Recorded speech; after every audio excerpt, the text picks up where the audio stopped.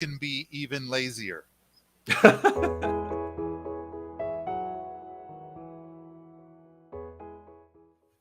Greetings and welcome to this latest episode of the Elevate podcast. Today we are embracing one of the most requested topics on the Elevate podcast. Today we're going to talk about permaculture, growing your own food, building communities with one of the icons of the permaculture movement. In fact, he has been dubbed the Duke of Permaculture. On one hand, as you can see behind him, and on the other side, having just interviewed a gentleman called Jim Rutt, who has been labeled the bad boy of the internet, Paul is dubbed the bad boy of permaculture, and hopefully we'll find out what that means as we go across this conversation. But he's a powerful advocate of permaculture and its ability to solve many of the world's problems. He's the author of Building a Better World in Your Backyard instead of being angry at the bad guys. And there's a lot of people who are angry at the bad guys right now, so we'll have to touch upon that.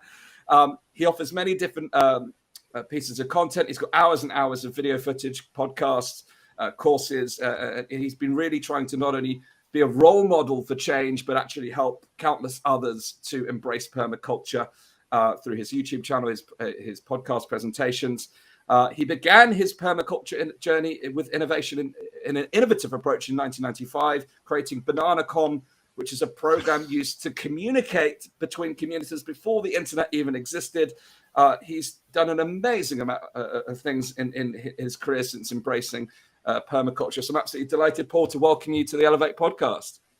Thank you, Dan. I'm here. I made it. He's here. He made it. We're here.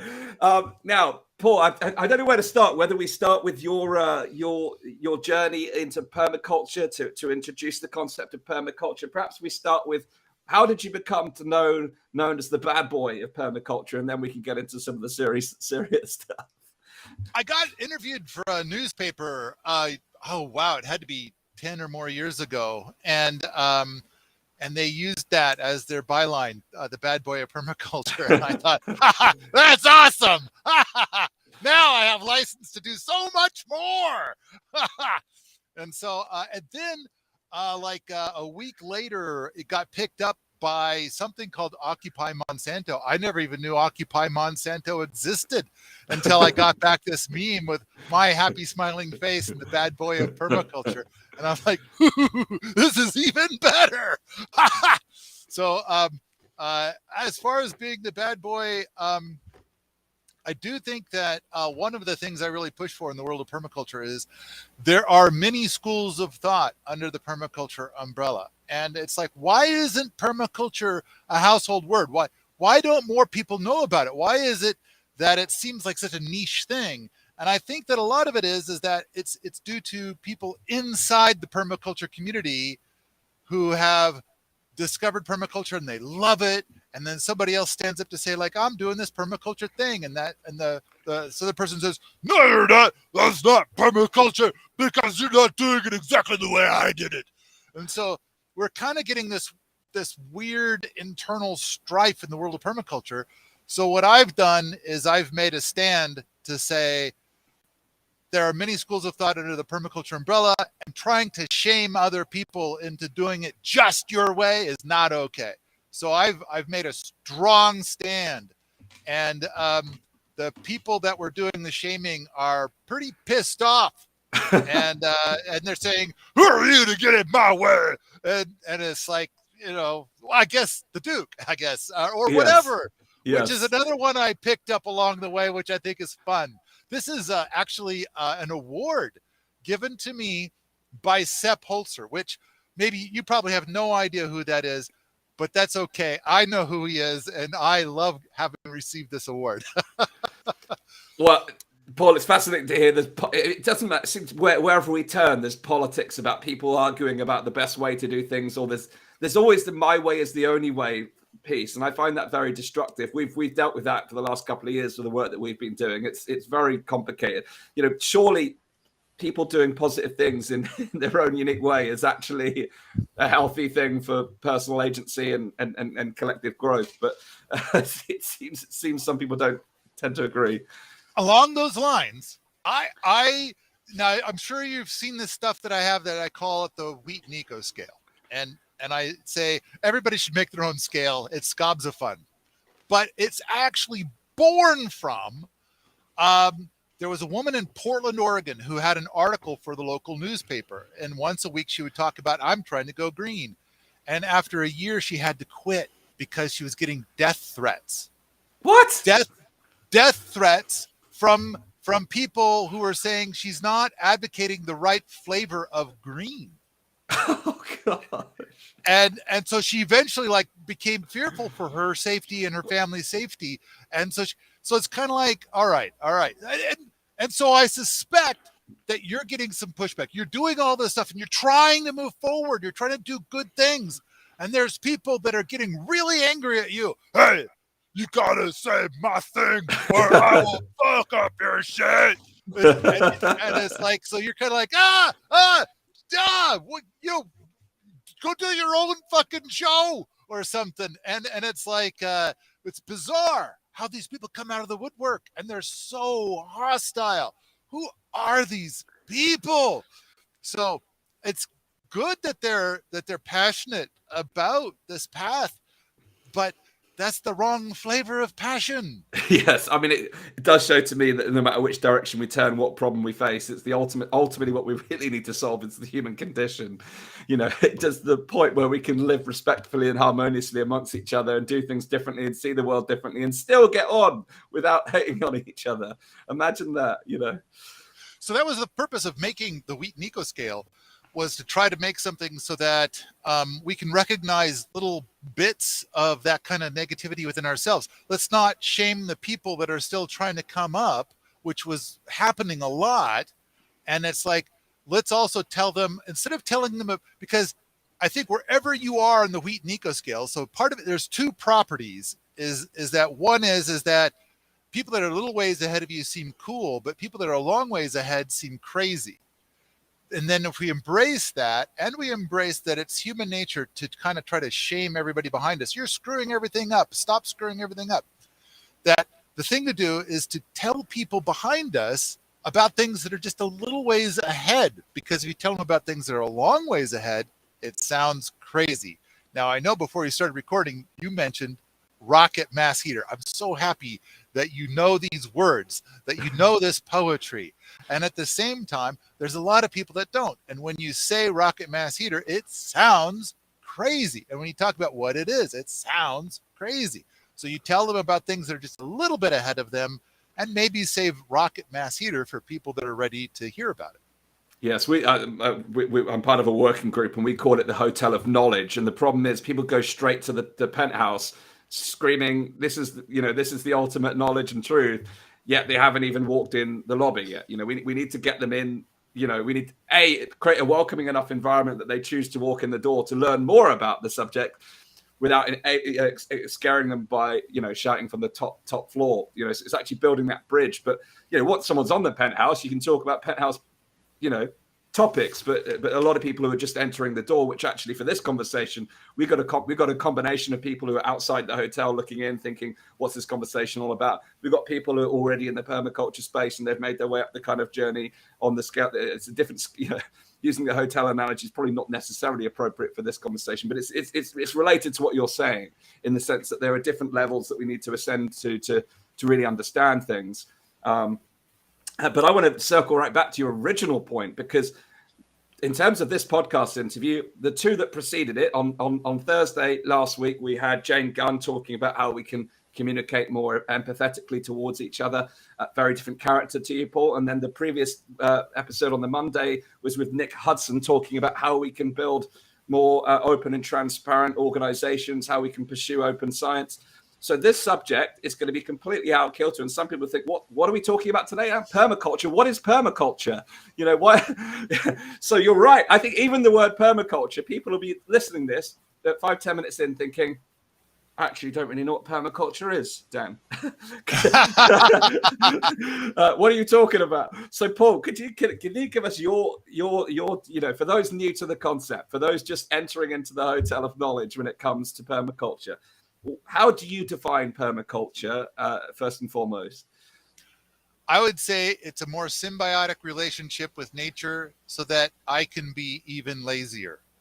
Okay.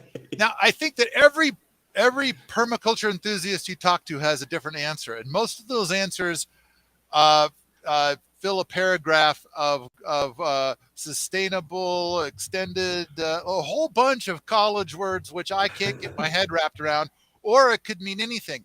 And I think that the thing that upset like the metric that I use is, it's like, for whatever you just said, is it possible that Monsanto could say that this is now our mantra, and they 100% believe it, and they 100% continue doing what they're doing, believing that they are meeting the mantra while continuing to do what they do? And I think that's a good metric to be able to measure by, because I feel like a lot of the statements that are said are so vague and so squishy that it's like, so anyway, it is, permaculture is a design science. My impression is that in Australia, it is very respected. I know that Bill Mollison, before he died, was very concerned about several approaches where people were involving metaphysics. That was the word that Bill Mollison used. Permaculture has no metaphysics.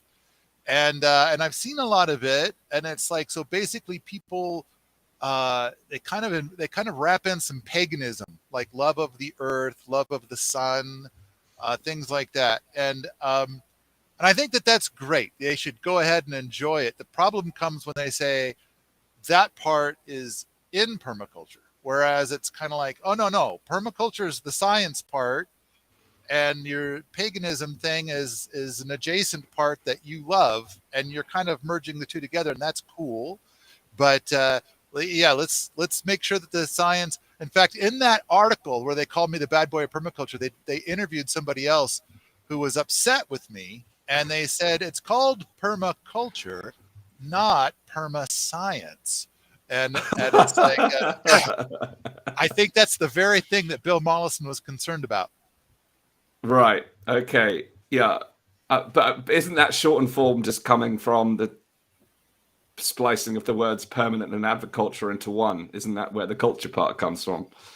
It's I think it originally started off as permanent agriculture, and then it got shifted to permanent culture, meaning like, let's make this the normal way that we do things. And, Got you. In fact, I kind of feel like one of the things before we started recording that you were talking about was that some people are just beginning, like they aren't really quite sure where permaculture is. And I want to say, I wish for people to understand permaculture at least as well as they understand what a nuclear reactor is. I mean, the thing is, what a nuclear reactor is, right? You've got a pretty good idea how it works. Yeah. But you don't have one in your pocket. You don't have one in your house. You've never built one. And you're not an engineer or anything like that. But you got a basic understanding of how it works. And like, what are the upsides and the downsides? You've got, I mean, the amount of stuff that you could say about a nuclear reactor could probably fill 5 or 6 pages, So that's how much you know about a nuclear reactor. But the thing is that I wish for people to know more about permaculture than they know about nuclear reactors. And it's kind of like, because then people are like, oh, I don't want to learn about permaculture because I don't have a space to grow a garden. And it's like, and you don't have a space to build a nuclear reactor either, but you kind of have knowledge of it. And I kind of feel like in order to move things forward and get better, isn't it worthwhile to at least know as much about permaculture as you know about a nuclear reactor? Well, yes. Well, definitely. And thankfully, I think most people will have more of a desire to connect with the concept of permaculture than nuclear reactors in their own personal activity. I'm partly having this conversation to embrace how I can tackle these things myself and get involved in the kind of movement, but also serving the needs of our audience who are very keen to explore this. No one has yet requested how to create a nuclear reactor. So we're having this conversation because people are interested in permaculture. Now, you mentioned, this may be contentious given what you've shared, and how there are different schools of thought and how they sometimes don't politely collaborate with one another. Could you share what some of those schools of thoughts are? What do you mean by that when it comes to permaculture? I would have to say that some people are going to be ultra keen on alternative energy. Mm-hmm. I think most people who are into permaculture are very keen on horticulture, Yep. growing food. Some people are mostly keen on natural building. Um, a lot of people are very keen on the community aspect. Mm-hmm. And I would have to say that of all the challenges in all of permaculture, which is a very large umbrella, community has more challenges than all the rest of permaculture combined. And the benefits with the community puzzle are profound, but I also think that we've all tasted a flavor of community and found it distasteful. And that is because like in college, we rented a big house and, shared rooms or whatever. And there was so much drama, and it was like, oh yeah, never again. And so it's like, but at the same time, why did we do it? Well, it cost half as much as renting our own place. And there were all kinds of other benefits that we loved, but then the drama was bigger than the benefits. And so it's like, okay, how do we mitigate that? How do we solve that problem? And there are many, many people attempting to solve that problem. So we as adults could harvest all those benefits. I mean, imagine something where you lived with a dozen permies, and they were all actively doing things. Many of them were gardeners, some of them natural building, some of them whatever. And this is who you shared 3 meals a day with. And they were cool, and there was no drama, or the drama was tiny, insignificant. People were behaving as you would hope adults would behave. And it's like, that's the thing that needs to be solved. Yeah. So now I've already forgotten what the question was, and I think I'm wandering off in the weeds. Well, no, it's important. we were talking about the different schools of thought under the permaculture kind of umbrella, the big umbrella. You outlined the different forms of ways of thinking about it. Community was an interesting place to land. We already talked about human behavior, the drama. In one of our previous interviews, we asked the question: are people addicted to drama? And we live in this social media world where like it is permanent drama. So maybe that's why people have tapped out of community, because they assume that the way people interact online is how people act offline, which hopefully is not the case in most cases. Because but you've met some people that are not driven by that. Yes, right? Plenty. Yeah. And it's like they've got other things to do. They're not interested in manufacturing drama or drinking in drama. They've got, their lives are full of substance and wonderfulness and loveliness. And you think they are cool. Yeah. And so it's like, how about those folks? Let's bring them together and try something out. It doesn't have to be community made out of the worst people from the internet. Yes. It could be made of lovely people instead. Yes, I mean, there's already a community for the worst people on the internet. It's called Twitter, but with the Elevate community, we're trying to bring those like-minded people together. Our challenge, without going too much into this, well, maybe we should go to this part. Maybe it's part of the conversation, but we're trying to create a space where we can, in the way that we began to outline, and even just in the context of permaculture, because we're looking at whole different things in terms of, we mentioned I had Jim Rutt on the show. We were looking at how this idea of civilization design, looking at how we build communities, how we tackle the political issues, how we tackle the economic issues, the social issues, the educational issues. We're all going to have different views on how that could be done. But what we want to create is a respectful community where people can harmoniously explore those things together and respectfully disagree if necessary. That way we do minimize the drama, even though there's the capacity for drama, because we see the world differently. Because the difficulty is, if we just form communities of people who see the world in the exact same way, think the same, we've then got this very homogenous non-growth, there's no ways to innovate. We get stuck. There's real challenges with only spending time with those who see the world the same way. You said it perfectly. I can't. It's like I'm gonna take what you just said and say it slightly differently. And Please so go it's ahead. Like, naturally what I want is to, because you're right, we have a certain homogeneity right now of thought. And what we want to do is like, well, can we take this mass of billions of people and shift them slightly to where it's a little bit more permaculture flavored? Yes. And it's like, how do we get there? How do we have a different flavor of homogeneity? And because the thing is if I stand up and say permaculture, permaculture, permaculture, and somebody else is talking about football and rooting for the home team and where's my beer and naked women and I don't know what else is I'm trying to think of like what seems to be the norm. And it's like, so how clearly there, when there's a discussion comes up, clearly there would be conflict. Yes. And I think that the solution for nearly all conflict is a difference of knowledge. It's not the solution. Conflict comes from a difference of knowledge set. And so it's like, okay, if I've got this person over here where their values are so very different, how do I get them to come over closer to where I am so there would be, therefore, less conflict?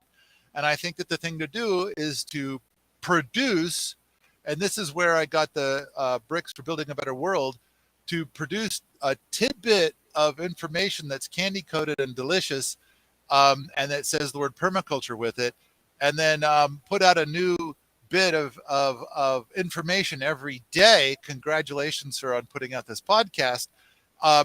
And then with each day, there's a little bit more, a little bit more, a little bit more, a little bit more. And if they've consumed a few hundred of these little bits of information, now they are much closer to where I'm standing and there is less conflict.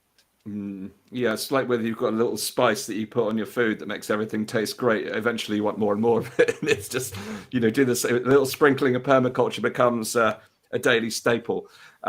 So I think I like that analogy. Now, amongst this diversity of thought and these different umbrellas, I think I've seen in some of your other work talking about the kind of tenets or basic principles of permaculture.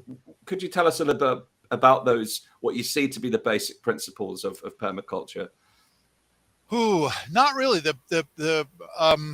I would say that there are other people in the permaculture community that are very keen on the principles. And I mean, there's the ethics, which Bill Mollison came out with, and the beginning of the Big Black Book, the Permaculture Designer's Manual. He starts with the ethics and some of the principles, and then David Holmgren later came out and listed off 12 very precise principles, and he believes that the ethics lead to techniques. And the reason why we have the ethics is we want to do better. And then that leads to these techniques, and then that in turn makes everything great. And then earlier I mentioned Sepp Holzer, who is doing a great job in permaculture, but Sepp Holzer comes at it from the opposite side. He says, here's a list of techniques, and if you apply these techniques, then you will get two artifacts. One, you'll make a lot more money if you're doing ag. And I kind of feel like that's important. And then the other thing is, oh, and by the way, you happen to have stumbled upon a bunch of ethics and the world becomes a better place. And so, but I personally like the idea of, can we come up with things that, like, for example, I love the idea that someday all farmers will do permaculture farming, not because they've gotten keen on making the world a better place, because I doubt that's going to happen. I mean, it's plausible. I love the idea of it, and I'm glad if that's what it takes to get to where what's in my imagination. I'm cool with that. That's great. But I suspect that what's going to be their motivating force is it's like, wow, I doubled my income and I eliminated all those subsidies. I am no longer beholding to those weird subsidy contracts that, demanded that I do all this twisted shit. And now instead I'm free. I think that the quality is 10 times better. And at the same time, I'm making twice as much money. I think that, so when you talk about the principles, oh yeah, I've got a lot to say. Probably not the things that you were fishing for. No, that's all good. It sounds, the way you've outlined it is that the situation develops what I would call an omni-win situation. So yeah, everyone wins. The farmer wins, the consumer wins, the planet wins.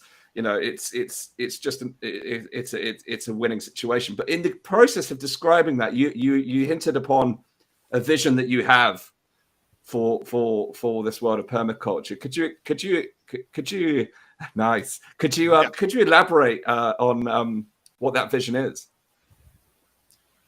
On my vision for permaculture, I mean, this is kind of the thing that I made in this book, and the idea is that I tried to make it so that everything in this book is something that you can do, and nothing in the book is about sacrifice, because I kind of feel like a lot of the things that it's like, okay, we could fix everything if everybody would just make a sacrifice, and then of course everybody says, or half the people say, I'll make that sacrifice, and then it turns out hardly anybody does. And so what I try to do in this book is to come up with all the things where each thing adds luxury and or money to your pocket. And so I'm hoping to plant the seeds of something that'll go viral. And I love the idea that some celebrity will stand up and say, this is my idea, and it goes out, and it's like, I'm totally cool with that. Steal everything, steal all the ideas from this book, claim that they're your own, and it'll go viral. We're going to do what Oprah says, or David Letterman says, or Leonardo DiCaprio says. That's all great. But I think that the way that we get there is not through being angry at bad guys. I mean, granted, being angry at bad guys, do it. I unfortunately think that what most people are doing is they're spending enormous tracts of their life being angry, and their friends and family are the ones that are suffering through it. And then after 20 years of it, nothing changed. Yeah. And granted, there are some people that are getting into political realms, but they've been working those for decades or centuries, and here we are. But keep doing that. That's cool. That's your thing. And the thing I'm trying to do is to come up with, like, while they're doing that over there, here's something that we could do over here. And if you do these things, you gain luxury, you get more money in your pocket, and then it's far better for the planet and for humanity. And then who knows, maybe your next door neighbor will see you doing it and say, I want some of that candy too. Yes. And then it goes viral. Then it sweeps the whole planet. I'm going to take a leap and say, have you read the book Cat's Cradle by Kurt Vonnegut? No, I haven't. I'll add it to the list. So in the book, it really has. Anyway, in the book, he has got something called Ice 9, and it teaches water how to turn into ice a different way. And it freezes. The freezing temperature, instead of being 32 degrees Fahrenheit, which, by the way, Fahrenheit is way better than Celsius, at 32 degrees, it'll freeze at like 104 degrees Fahrenheit. So a very hot day. Unfortunately, somebody drops a bit of it in the ocean, and then all the water in the world turns to ice. And except for tropical areas where once in a while it'll be liquid for a little bit, and then it'll go back to being ice. I hope that this could take off in that fashion, but so far it hasn't. But we've sold quite a few of the books, and we are getting progress. And look, here I am today. I'm infecting the brains of the. Well, I think I like the way you brought that back to the kind of sugar-coated piece, because it's giving people what they already want. Or some people, luxury and the money, and that's an outcome they can achieve. But I do want to touch upon this, because you're right, and there are people that I've spoken with since the financial crash of 2008, 2009, and there was all this madness at the time, anger, and rightly so, and that's continued. But for a lot of them, it's never gone beyond anger to action. And I posed this question actually to Nick Hudson, one of our previous guests, right at the end of the interview. We just didn't have the time to explore it. But it's true. I mean, if you look at social media right now, there's a lot of angry people pointing at the problem and yelling furiously at it. And I've been one of them for the last couple of years. But now I'm just obsessed with how do we find solutions. But it's what's balmy to me, and it drives me crazy, is that now that I've started talking less about the problem and more about the solution, it's like this angry mob that were really angry about the problem. It's just turned into this like very quiet little fuzz of people that are on the small percentage that want to actually do something rather than just shout angrily, which is very easy to do on the internet. We can be really angry about the problem, the players behind the problem. But when it comes to getting empowered and actually doing something, no. Different beast. Leave me out of this, Dan. It's a difficult game, actually doing work and actually doing something to make change. I would have to say that I would totally settle for something in between. Yes. I would totally settle for getting an understanding. Like it's that whole thing about like, well, I don't have a place to grow a garden, and so therefore I'm not going to listen to any of it. I'm going to go back to being angry.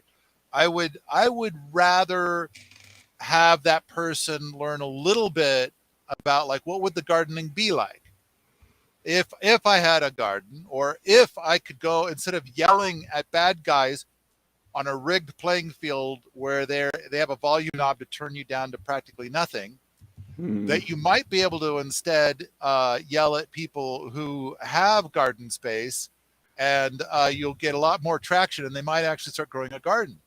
And so, I mean, I would much rather see a person who's going to be angry at bad guys for 20 years. And like, let's say they put 40 hours a week into this anger. What if instead, if there could be 2 new gardeners each year, I would think that would be far more valuable at the end of the 20 years than yelling at bad guys. Nothing happened. Well, on that point, then, can you give people a little tiny dose of what they should be angry about, and then we'll move on to the solution? I would have said that I started becoming angry and pursuing this path. I used to be a very avid fisherman. I loved to go into the wilderness of the United States and go fishing. I'd go way up where no cars are allowed, and there'd be a tiny lake up there, and I would go fishing there. And then I started hearing about mercury in fish, and it's like, well, it doesn't affect me because where I go, the watershed comes from the wilderness. There's no, whatever poisoning is happening to the oceans is because there's all these cities dumping their poisons into rivers, which end up in the oceans. No. The mercury comes from the coal power plants, putting all that mercury up into the atmosphere, and it comes down on everything. And so even the fish I was getting out of these most remote wilderness lakes or streams, that they also were polluted and filled with mercury, making them in a way inedible. And so it's like, oh, why don't they do something? And then at some point in time, I realized that they is me, that I was using electricity, which was hooked up to a coal power plant. I was part of the problem. And it's like, how frustrating. I found myself working at the Northwest Power Planning Council. That's here in the United States. It's this regulatory body that determines, should we build a new nuclear power plant or a new coal plant or another dam? And I was a humble librarian there, and I'm reading all this material coming in and storing it in their little library that's part of that organization. And it's like, I learned so much. And so you think hydropower is so clean and safe. It's not. It's a horrible disaster. And then, of course, nuclear. And then coal is the worst. You think nuclear is bad? coal kills like 1,000 times more people than nuclear does. And it's, yes, nuclear has its problems. And it's like, and then there's solar and wind, and they're not all that great either. They've got their problems too. They're all, it's a stomach ache. So you foolishly asked me the question about who are the bad guys? Yes. And it's like, I could play this game for a long time, but I'd much rather talk about how do we plant a seed that goes viral and it solves almost everything. Great. I agree with you. That's why I just wanted that little tiny dose to appease that need in people to get angry. So now they're angry. Let's think about what do we do? And one of the things that people are asked in preparation for people asked a lot about in particular is the food supply. So in the UK right now, there's a lot of conversation around food supply challenges. There's been empty shelves in the last couple of years as a result of the pandemic, but we're seeing that again. So people are looking for ways to become, with this particular part of the puzzle, for ways to become independently food secure or food sovereign. How can permaculture support with this particular part of the problem? Okay, I want to say a thing, and I'm going to start with kind of part of what we talked about earlier. There's somebody living in an apartment that their windows don't even open. They don't have a balcony. The windows that they do have face another building. It's like they're not growing food exactly. I mean, they can inside their house in pots. I mean, that's a possibility. That's definitely a play space. But let me step away from that for a moment, and I want to talk about something else, because the other thing is like, if you're going to talk about carbon footprint, and I'm going to come back to food in just a second. Yes. All right. In the United States, I'll leave you out of this for a moment. In the United States, the average carbon footprint per adult is 30 tons. I kind of feel like, how can anybody talk about all of this stuff about the problems with carbon in the atmosphere without talking about this 30 tons number? 30 tons. And that's direct and indirect. Indirect meaning the industry is causing it over there, and I'm giving them money in there, and their part, and that's how it's happening. So it's indirect. 30 tons is all inclusive. It's 30 tons per person. So switching to a Tesla, that's 2 tons. You've saved 2 tons. Parking your car indefinitely because you've made lifestyle changes, and so you never need a car, 4 tons. Sounds like sacrifice, though. I don't want that. No, I want you to have that car and tool around and have a wonderful life. So getting a Tesla, okay. Not having a Tesla, okay. Let's keep going. I live in Montana. Do you guys even know about Montana? That's a state. If I mention it, Yes. You can mention regions of England or Great Britain, and I might know about a couple of those thanks to movies and television shows. But Montana, I live in Montana in the United States of America. All right. If you heat your home with electric heat, the average home in Montana that's heated with electric heat, 29 tons. All right. 30 tons is the average adult footprint in the United States. In Montana, a home heated with electricity is 29 tons. Important, but wait, there's more. Your food, all of your food, is about 35% of your footprint. So when we're talking about 30 tons, it's actually at 10.5 tons. And I think any conversation about carbon in the atmosphere should have these numbers attached to them. Your food, the average adult food footprint for carbon in the United States is 10.5 tons. And of course, if you can do that 100% from a garden, 10.5 tons, that's more than buying 5 Teslas. Yes. All right. So it's kind of like, that's pretty impressive, pretty cool. But here's the thing I want to say. If you eat an apple a day and you save the seeds, put them in your pocket, and then when you happen to be out and about someplace where there's an abandoned field or whatever, and you just stick those seeds in the ground. 100 tons per year. You cut your carbon footprint, you offset your carbon footprint by 100 tons per year. Now, this is assuming a certain germination rate and things of that nature, and then how much they grow, and it's an apple tree. And then, of course, whenever I mention this, there's always some idiot that says that they'll be inedible. And it's like, or that there's only a 1 in 20,000 chance that the fruit that comes off that tree is even edible. And I want to point out that it's like, no.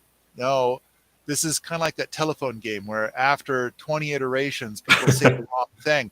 And actually how it starts is only one of those apples out of 20,000 is going to be able to compete on an open market with the apples that are currently on grocery store shelves. So you have only a 1 in 20,000 chance of developing a new variety of apple that's going to be able to outcompete what's on grocery store shelves. But that's not our goal here. Our goal here is two things. One, carbon footprint stuff, 100 tons per year. And the second one being food. I mean, I'm sure we've all seen that apple tree. We've all been to some place where there's an apple tree pumping out fuck tons of apples, and it's being absolutely abused. Nobody's caring for it in any way whatsoever, but there's these great apples coming off of this tree. Food. So you mentioned concern about food scarcity. And there are also some people that are very concerned about climate change stuff. Hey, I gave you a twofer right there. Eat an apple a day. You get free seeds with every apple, and they sit in your pocket ever so patiently. And then you just, when you happen to be walking along somewhere and you see a spot where you can sneak them into the soil, sneak away. And the next thing you know, England is just covered with millions of apple trees. And then how much freaking out is there about food? Granted, a lot of people are going to get sick to death of everything apple. But my understanding from watching movies is there's a thing called Guinness. And it's like they could make something using apples. And I imagine everybody would love to eat their apples that way, or at least maybe not everybody, but there's a lot of people in England that'd be powerfully keen on those apples. Yeah, well, certainly in the part of the world I live in, the West Country of the South, where I grew up, is those apples regularly get turned into cider, so or hard cider, as you would say in the US. Now, I think I've spotted a flaw in your plan, Paul, if I may point it out, is that I like Bring it on, baby! So I've got some apples downstairs. There's a piece of land that I can walk past. I firstly take my apple seed. By the way, this is partly in jest. I dropped my apple seeds and I forgot where I put them. First problem. But more seriously, I know there's a serious message to what you're saying, but realistically, if trees of apples started to grow in Britain in green spaces, because of the polite nature of our society, people would look at those apples and go, "They look nice. Whose apples are they? Can I have one of those apples? Should I take one of those apples?" And you're absolutely right. They would all be left there to rot, apart from like the young 4-year-old who's got total courage and goes and grabs an apple, probably throws it at his brother, and then goes to eat it. So I kind of jest about that, because the challenge for people is, if we are going to take that approach of growing food in these kind of spaces, how do we then create the culture where people tend to the tree, to take the product, share the product around?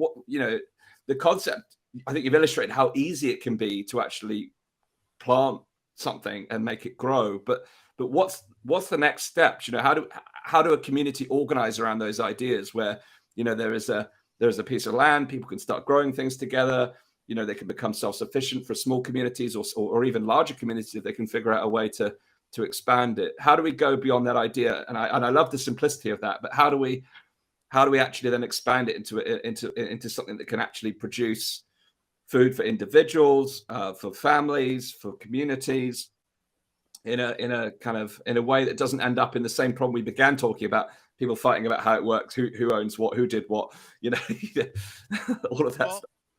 let's start with how, like, let's say that we continue on the path that you're concerned about, and we get to a state where there's extreme food scarcity, and there's a series of problems that come with that. Yes. I imagine that some people will behave poorly. Agreed. And it'll be a certain flavor of poorly, like poorly level 9. Yes. Okay. Now let's do my scenario where you're sick to death of eating apples, and but there's nothing else to eat, and so people will behave poorly, but it'll be like a level 2 poorly. I mean, less stabby, Yes. right? Yes. Level 9, behaving poorly. Level 9 involves stabby things, right?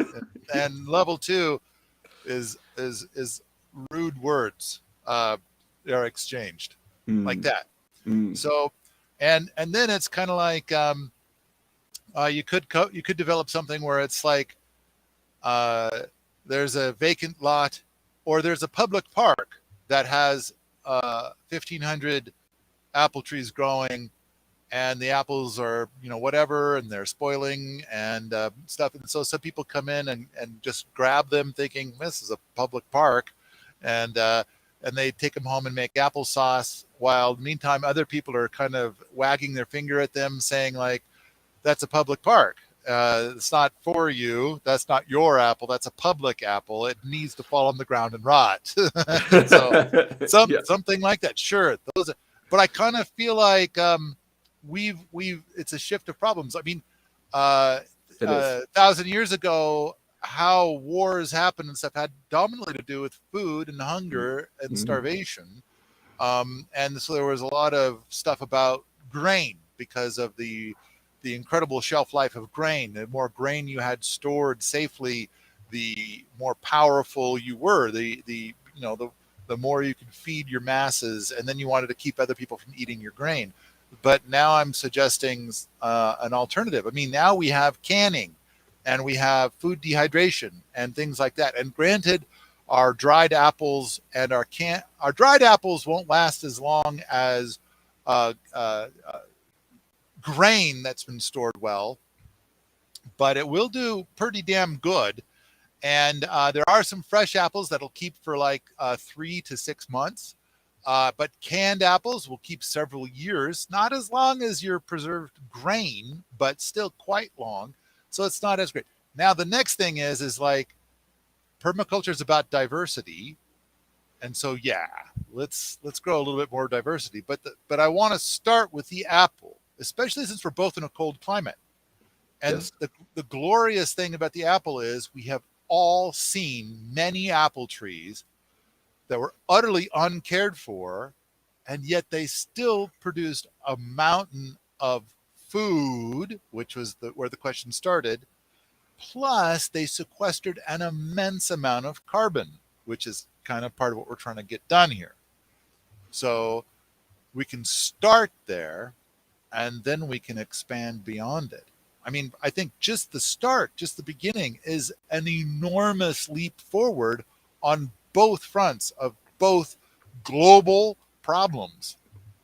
Yeah, I agree. I mean, it's the simplicity of that, I think, is important. I mean, I had dinner with a friend I hadn't seen for a few months recently, and he told me how he'd just been growing potatoes in his garden. And he was just like, I took the potato, I cut it up, took the sprouts, boom. I mean, the way he described it was literally like 1, 2, 3, done. I've got potatoes. And it was just like, wow. I mean, there was, for me saying at the beginning, I've got this busy life, how am I going to fit it all in? He literally just chopped up the potatoes that were sprouting, put it in the earth, and boom, he's got potatoes. No tending whatsoever. I mean, I don't know if that was a fluke or just that he's got this lovely Welsh soil where he lives. But the simplicity of that, and he's gone on then to do other things because it was so effective. And I think it just takes that first step. And you touched upon something else, which I think is important. You mentioned the kind of apartment style living or the urban living where people may not have access to gardens or land.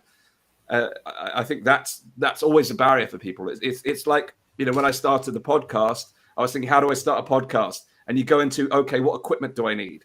I need a microphone. I need headphones. And you start to overthink about all the different technology that you need to do something. Well, actually, once you know, is very simple. And I think people kind of get into that mindset of, oh, there's too many barriers. I live in this space. I need all these tools. How do I get started? I think that the initial leap is that then prevents people taking that from going 0 to 1. But what I like about you saying just scattering, I like to think across Britain now we'll just have this abundance of apples as a result of this this podcast episode. So please take action on that immediately. Let's share stories about. We can have like a little apple tracker in our community about where we spot them. But even if they're not going to do it, they still know about nuclear power plants. Why not know about this Appleseed thing? Yes, agreed. Now, so to directly address the point about the person who feels like there's too many steps for them to get involved, the people who live in these urban environments and either by choice or by virtue of their current circumstances, what other options are available to people to actually take this leap forward? Is it around finding pieces of land that they can grow upon? What's some of the things people can think about to step into this space? Okay, let me see if I got the proper prop for this one. Yeah, there we go. Nice. Okay. All right. The thing is that there's different gradients of leaps, right? And so sometimes if you're living in an apartment, you could move to some place that has a tiny yard, or you could move to some place that has a large yard, or someplace out in the country. And there's so many different other possibilities. And it's kind of like, and regardless of it all, you could just learn about it. Then there's the whole Appleseed thing. And it's like, wouldn't it be wonderful to go into a store and there's a jar there that says free apple seeds, and you can just dip your hand in and put a bunch in your pocket and go put them wherever, et cetera, et cetera, et cetera. But what are the things you're going to do? So granted, the more land you have, the more you can do. And I think that another thing is that I've been asked so many times about people who are contemplating going to university. And so I believe that's how you call it in England. You say going to university. And so whereas here in the United States, it's like they're thinking of going to a university. Yes. They're contemplating universities. And so and it's kind of like, okay, so I want to do permaculture. I want to do homesteading. So what degree do I pursue? Where do I go to college? What's the story here? And I think that the whole college thing has changed a lot since I went. First of all, I don't think hardly anybody calls it going to college anymore. Like all the colleges decided to call themselves universities, no matter how pathetically small they are. And it's like, it's marketing, I guess.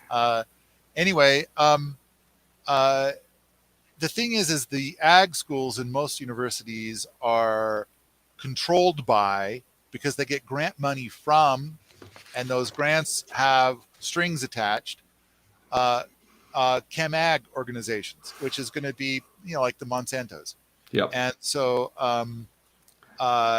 therefore it's like, oh, it's a permaculture program, or it's a sustainable agriculture program, or whatever. And then you get in there, and I've heard people telling me as recently as in the last few weeks, as they've attended these programs, and it is chock-a-block full of chem ag stuff. Mm-hmm. And it's like, but it's called sustainable. And it's like, so at the same time, so really what we need is to get people. So you go and you go to the university. The idea of the university is to go get a job. And then of course, for most people going to college, then they've taken on more than $100,000 of debt during their time there. So they got to get a job to pay all that back. And so it's really about going to college to get a job to pay that money back. And then after a couple of decades, because it takes more than 20 years until you've paid that debt back, then you can start saving up money to get your own land, and then finally start doing this stuff. I did that. I traveled that path. And then I finally got land, and I started doing all the things I've been wanting to do for so long. And I mean, like, it was 2 months in, 3 months in, these old geezers would come to me, and they would say, if I'd have known you were looking for land, I'd have given you mine. Because I'm old, I'm going to die soon, and I wish there was somebody that was bonkers about this stuff that would just take it. So that way, because I'm worried, because if I don't find somebody that's going to love doing this, I've been doing it for 40 years and I've done so many cool things, and it's like it's going to get sold off to somebody who's just going to bulldoze it and put up a McMansion, or they're going to bulldoze it and put up uh, uh, 1,000 ticky-tacky houses. And it's like, but I loved it for 40 years, and I want somebody to continue loving it the way that I loved it, or even love it in a way that's beyond the way that I loved it, something better, like permaculture. So not only have I met dozens of these people in time, and then I wrote the book, and now they just keep pouring in. But in the book, I describe a friend of mine who every month he called me and begged me to name somebody worthy to will his land to. And and I eventually I came up with somebody, and I sent him over to his place, and that person was there for 2 months when finally my friend died. And so this is Mike Ayler. He's a famous author for natural building. He had, like, I think something like 52 acres or something like that. Wow. 52 acres and something like 6 homes, 3 or 4 vehicles. He had about $100,000 in the bank, and he had a lucrative business of his books, his natural building books that were doing very well. He was willing to give all of that to somebody worthy. And it's like, man, there's so many people like this. And so you're saying, like, what do you do? And it's like, yeah, that's a stumper. And I've come up with a thing which hardly anybody can believe. At the same time, people are trying to move down this path, and while simultaneously I am being bombarded by people with land that are old and looking for somebody to carry it on. So the whole skip book thing is about trying to connect industrious people with elderly landowners, and the key ingredient, because Mike Ayler, the author, he had over 100 interns in his time, and he would have gladly willed his land to one of them if they could be worthy, but they all showed up, and it's like they needed more from him and he needed more from them, and it wouldn't work out. None of them worked out. Not a single one worked out. And so the idea of the skip book is so that rather than going to university, the idea is that people could build some skills, some homesteading and permaculture skills, and document it and verify it. And then if you get, like, it's about 80 of them, the first 80, when the first 80 are done, you're PEP 1 certified. And then you do about 80 more and you're PEP 2 certified, etc. So then I believe that the general idea is people get PEP 4 certified, and then they'll have their pick of like 100 different properties. That's the general thing. But basically, to please somebody like Mike Ayler, to be able to say, here's all of this stuff I've accomplished and it's verified. I grew a garden that had 4 million calories. I grew 4 million calories worth of food. I did this. Now that, of course, is a PEP 4 thing. PEP 1 is much simpler for gardening. And then I think the thing that's the basic one that we turn to is can you make a club style mallet? And so that's like one of the simplest things that you can do, is to just take a branch off a tree and make a club style mallet. We also made something called permaculture experience for anyone that is a bunch of things, like I think it's like several hundred little things that you could do in an apartment that has windows that don't open and it doesn't have a balcony. You're in an apartment what are a few hundred different things that you can do in that apartment that would be down this path. So you asked about, basically what it sounded like you were asking about was, how does one get land, especially today when the price of real estate has gone through the roof, nearly everything is being bought up, and there's so little that's available. The amount of land that's being abandoned every year is profound by people who died and couldn't find anybody to will it to. It's just nuts. Millions of acres every year just here in the United States. Yes. Millions of acres. I mean, there's been some fascinating stories within our community and related communities that have actually had success doing those types of things. And there's some amazing projects, particularly here in the south of England where I'm based, where they've been able to do exactly as you've outlined. The final thing I'd like to briefly touch upon on the food, because the other really interesting part you mentioned around the way we heat our homes, and I know that you've developed a very innovative solution to that problem that could radically shift the way we not only heat our homes but actually reduce that carbon footprint on an individual and a macro scale. But the people who do have gardens, this point, I made the analogy of the podcast. It took me months to finally get the kit and actually do something. This is way back in 2015. But the thought of what do I need to do was the biggest barrier.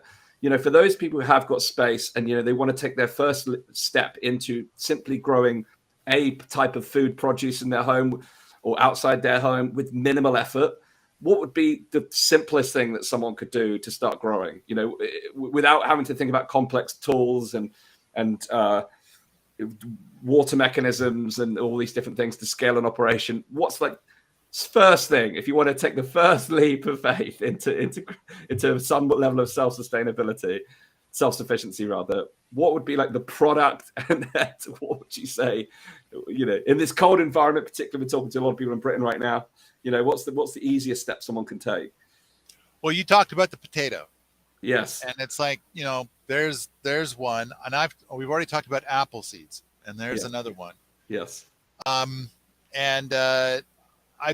think the thing to do is it's like, if you own a cookbook, do you cook all the recipes in the cookbook in the first week? And so the answer is no. You own Yes. the cookbook. You try 3 recipes, one of which you like, and now that cookbook's only function for the rest of its life is to be the source for that one recipe. And it's like, I think it's a similar sort of a thing with gardening. And so I think that the important thing is to provide a cookbook full of different recipes, and then a person kind of goes through some of the recipes and then they pick one and try it. And in time, they might pick maybe as many as 8 recipes and try those. And that's kind of their gardening thing. And then maybe each year they'll try 1 or 2 more kind of a thing, expand their horizons. And maybe after 5 years, they actually own 7 cookbooks. And, and now they're trying 30 different recipes, maybe, or maybe they just stick to 2. We know people like that, right? Yes. Yes. They have 2 recipes, Yes. and that's all they ever do, and they're fine with that. It's yes. Like, the potato thing sounds kind of familiar in that respect. Well, yes. Now, the other element you mentioned, I think it's important to move to this, is the energy, the way we heat our homes. In addition to the food concerns here in the UK right now, the cost of heating our homes is radically increased, particularly in the last few months. It's not just a cost factor. Of course, there's as you mentioned, the environmental factors, and there is a need to readdress how we not only heat our homes, but how we actually generate power more efficiently and effectively. And you mentioned this term rocket mass heater at the beginning, and very we've become very familiar with this. Now, to the uninitiated, it may sound somewhat like the flux capacitor from Back to the Future. So, could you tell us a little bit more about the background to your project with the rocket mass heater, why it's necessary, and what it actually is, and how you foresee that it could help? I want to, yeah. So the rocket part of it has to do with the sound it makes when it runs. That's where Yes. it comes from. Yes. I have heard from multiple environmental organizations about how terrible a rocket mass heater is because of the cost of rocket fuel and how that's a petroleum product. And it's like, okay, you clearly haven't even spent more than 7 seconds trying to get your head wrapped around what this is. So it is a wood burning device that I mean, I'm sure most of your listeners have experienced at least one time uh, with wood heat, Yes. whether it's a Yep. campfire or a wood stove or a Stove. Yep. fireplace.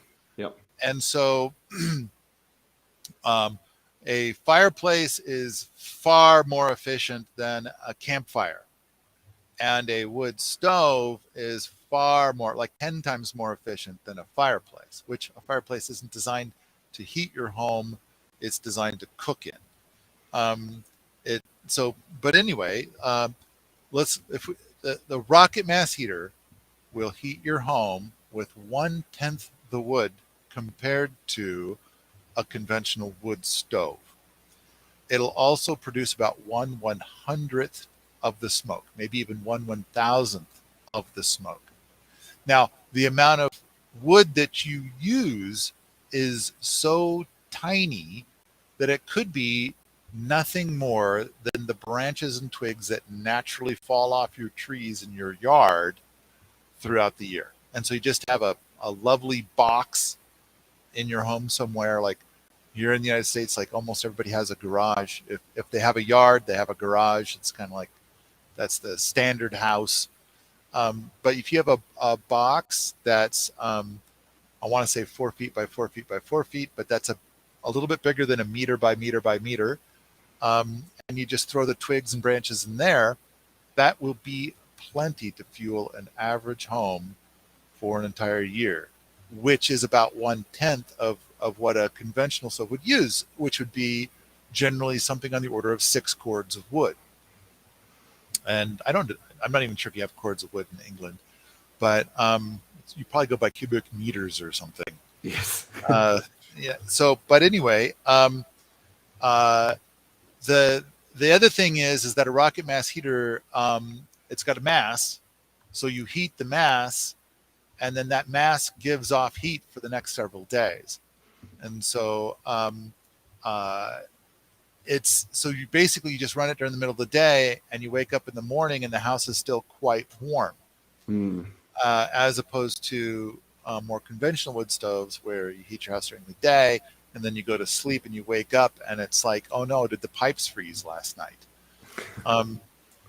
So it is a way. Now the other thing is that it's arguably carbon neutral because it's not using carbon from underground. It's not pulling stuff up, and on top of that, so it's part of the natural carbon cycle. So people argue that it is therefore carbon neutral. However, even if you do count the carbon that goes up into the atmosphere, remember before when I said 29 tons? And so now I'm saying here you've got this box of less than a ton of wood. It produces approximately 0.04 tons of carbon in the atmosphere. 29 versus 0.04. That's quite an improvement, even if you do count the carbon. Other people have said that it's actually carbon negative because once you start burning wood as your heat, you tend to want to plant more trees to produce more wood, and you'll plant varieties that make a really good firewood. So now you've sequestered more carbon, thus making this whole heat thing carbon negative. Yes. It's an argument. I'm not saying it's an absolute truth. Each of these is like a person could, if a person's wanting to say it's all bullshit, they've got lots of things they can grab at here to call bullshit. But the bottom line is that most of the people that are saying it's all bullshit have never built one, have never used one, maybe haven't even taken the time to look at the Wikipedia page and think it comes from rocket fuel somehow. So, but yeah, it seems like there's a lot of misinformation, and I kind of feel like a lot of the misinformation might be coming from those people that continue to profit from more conventional heat systems. I mean, that would be something we've seen almost every industry. We've dealt with lots of topics on this podcast, and you've already mentioned capture of academia. That's something we've discussed in other areas. The same is true here. It's getting through that corporate layer is so important. So, what's your vision for the product? Are you hoping that people these things become produced that people can purchase and own, or they can create themselves? They can learn how to make these products. What's your ultimate vision? Because there's, I know plenty of people in my family, just for a start, who they heat their homes with stoves. It's actually become very fashionable in the United Kingdom to heat your home with stoves. So there's a logical next step for those people. What's your vision in terms of the product? And I know you're creating lots of content in the movie. We'll talk about the movie in a moment, but what's your vision in terms of proliferating this type of concept? Oh, I think number one is I want that brain space. I want people to just understand it. I mean, as we talk about solving global problems, this is a major piece. And yet when I see conversations happening on the internet, and nuclear power plants get front page, and it's as if rocket mass heaters don't exist. and it's kind of like, I want it to get more traction. And it's like, there's people that say, oh, rocket mass heaters can't play in this field because of, it uses petroleum. And so then it's totally shut down and it's not allowed to be brought up. And it's kind of like, no, it doesn't use petroleum. It doesn't use any petroleum at all. And I'm kind of thinking, like, who's really controlling this conversation? I thought that this was a fairly public place with a lot of human beings, and it's like, maybe not. And so I want that brain space. That's what I want. I want people to have as much knowledge about a rocket mass heater as they have about a nuclear reactor, for the same reasons. Even if they're never going to build a rocket mass heater, fine. But the weird thing is, they could. Yes. As opposed to a nuclear reactor. I suspect, I could be mistaken, I suspect none of your listeners will ever build a nuclear reactor. But if I get my way, I bet half of them will build a rocket mass heater. Cool. And so it could happen.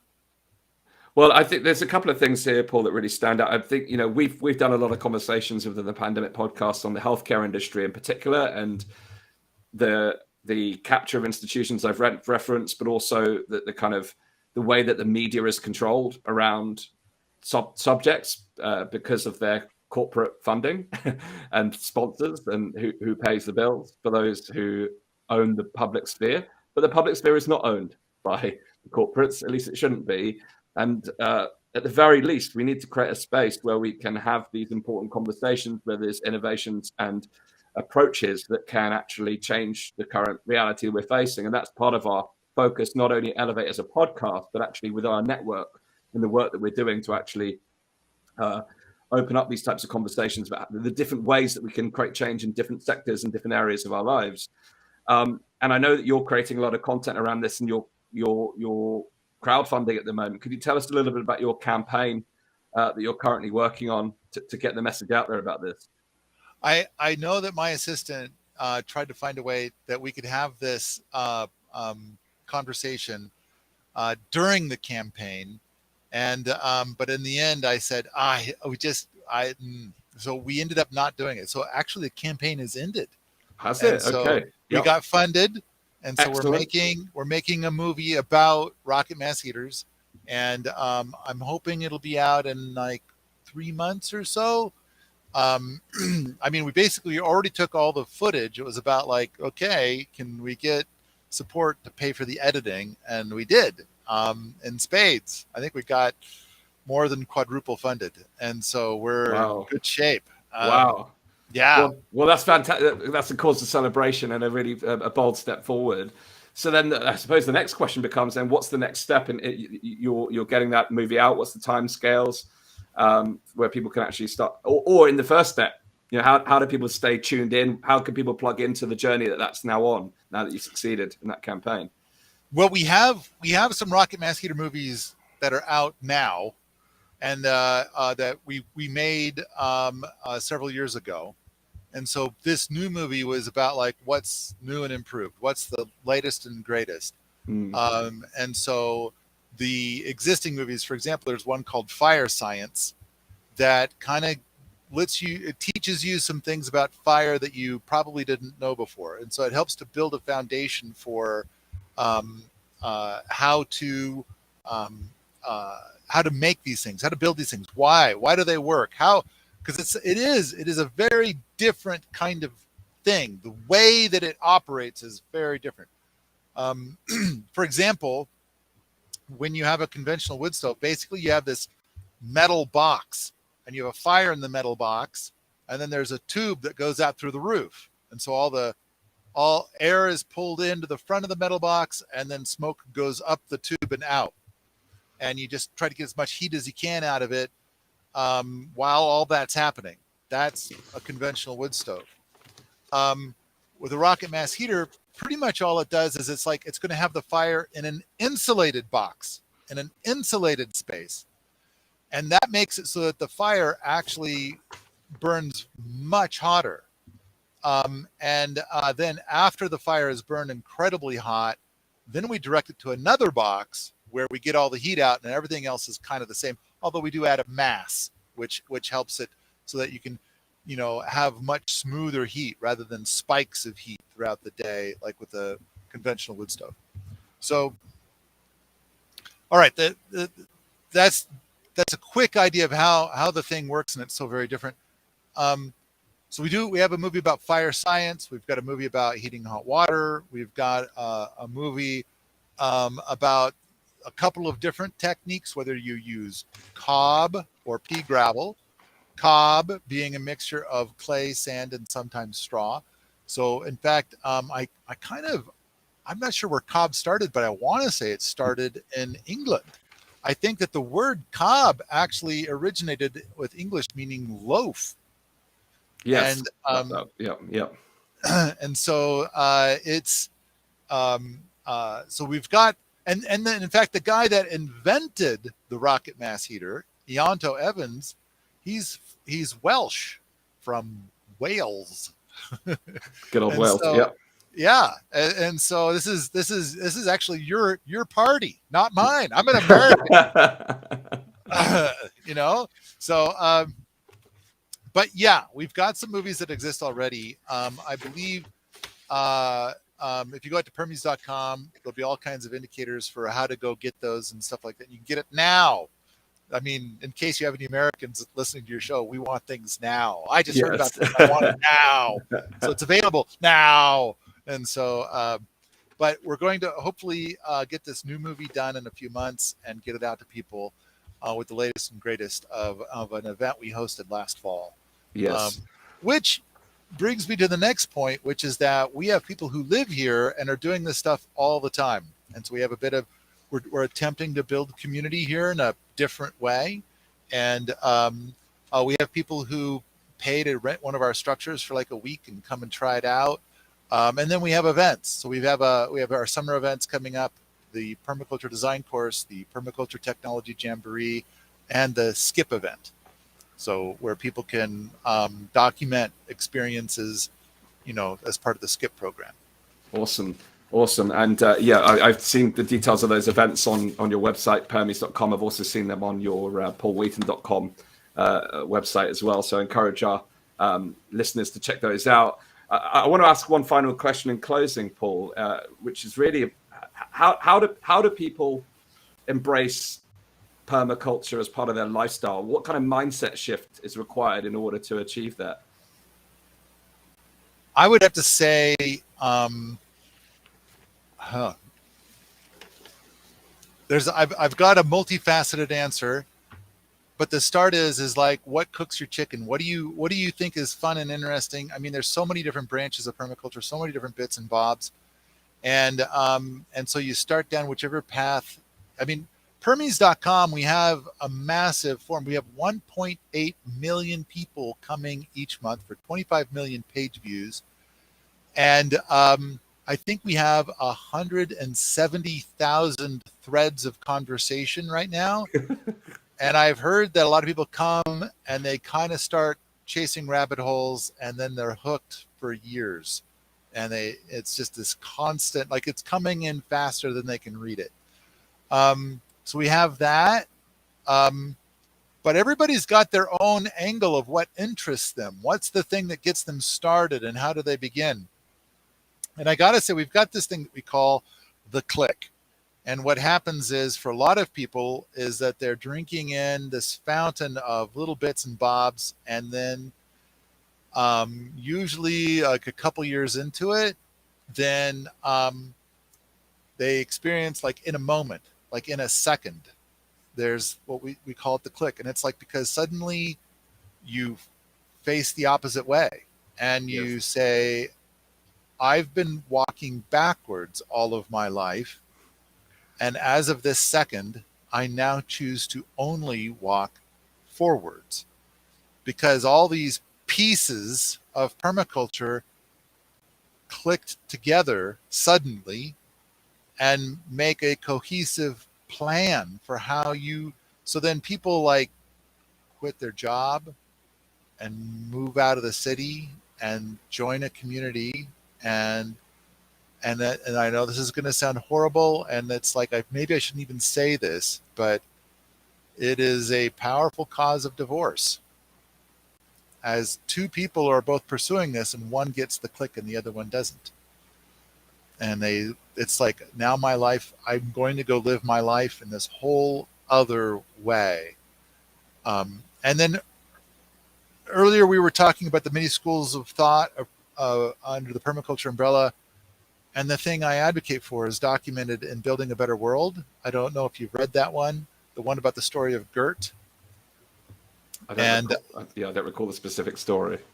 So the thing I advocate, because people talk about permaculture farming, and I don't advocate permaculture farming. That is a school of thought. And I advocate permaculture gardening, or many permaculture gardens with many gardeners. And I tried to tell the story of Gert, as opposed to, because it's a story of Ferd and Gert, and Ferd has a worky job and money and everything we all know. Gert, on the other hand, has realized the permaculture dream. She has a few acres, a humble home, and a massive garden. And she gets 95% of her food from her gardens, and she has more than she can eat. So she lives there. She wants for nothing. And the amount of extra food that she grows is purchased by some of her neighbors. And so the amount of income that she has is enough for her needs. And so in a way, she's retired. This is part of the story of a permaculture millionaire. Like, what is a permaculture millionaire? And so I basically proposed the idea of, if I give $1 million to Ferd, who has a worky job, it changes his life dramatically. However, in 2 years, the $1 million is gone and he has to go back to getting that job. On the other hand, if I give $1 million to Gert, nothing changes. She just tucks it away. The end. Everything is exactly the same. So what I propose is if that is true, is it, even if I don't give Gert $1 million, is it fair to call Gert a permaculture millionaire? Like, she has everything, and she has everything she wants. And with $1 million, there's nothing else that she wants. She has it all. And so that's the thing I advocate for. That's the thing I push for. And I'm trying to come up with 1,000 little bits and bobs that will help people to eventually get to that point. Thank you, Does Paul. this help? It does. Yeah, that's a very powerful story. Thank you for sharing that. And, we're at the end of our conversation now. It's been an insightful and entertaining and enjoyable exploration. My eyes have been opened, and there's just a whole world that I know that I've got to embrace here and learn more. For those watching on a similar path, you can check out Paul's work at permies.com or at paulwheaton.com.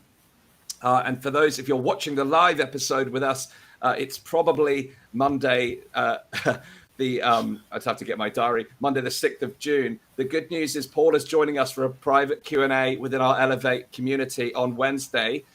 So I'm sure if you're watching this now, you're having some questions that you'd like to answer. The good news, you have the opportunity. So please head over to weareelevate.org, where you can join our event on Wednesday night at 8 p.m. UK time. Really looking forward to that conversation.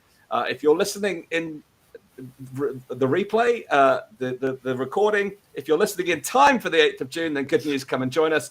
And if you missed it, don't worry, it will also be recorded and you can tune in. So please come and join us on Wednesday with Paul to further the conversation, get your questions answered. If you're like me and just entering your journey for the first time, then I'm sure you'll have some very novice beginner questions are most welcome. But if you have something more advanced, then Paul will be here for you too. So looking forward to continuing the conversation, Paul. This has been a really insightful conversation. I've really enjoyed our time together today and look forward to seeing you again on our next conversation. Thanks, Dan, for giving me the opportunity to infect more brains with my stuff. Thank you to the Duke today, that the bad boy of permaculture we've had with us today. Thank you so much, and I look forward to seeing you again soon. And thank you to our audience for taking part in this conversation. Please do hit the share button. Let's get this conversation out into the world, and together we can play our part in creating change. Thank you very much to everyone watching at home, and thank you again to Paul. This has been great. Thank you very much. See you on our next episode.